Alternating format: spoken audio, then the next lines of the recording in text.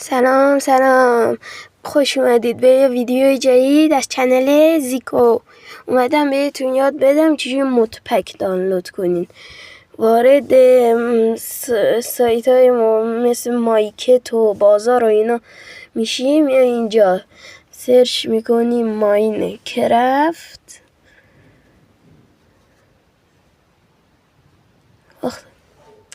چی نوشتم؟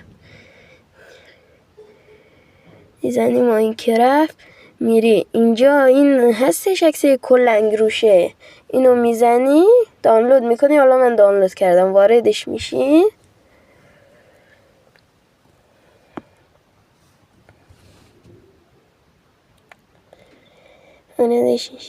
اینجا جایزه های روزانه میده. بعد ما این سکه ها میتونیم مودپک و چیزای دیگه نصب کنی.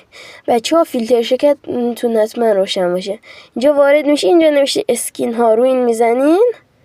اینجا میتونین اسکین باز خودتون بیارین، دانلود روی هر اسکین میزنین بعد دانلود میکنین میارین وارد میکنین. بچه‌ها تاکید میکنم با فیلتر شکن بیاین. از اینجا میتونین مود دانلود کنین، مودپک و اینا دانلود کنین. همه چی داره، شیدر، مودپک، لاکی بلاک، همه چی داره.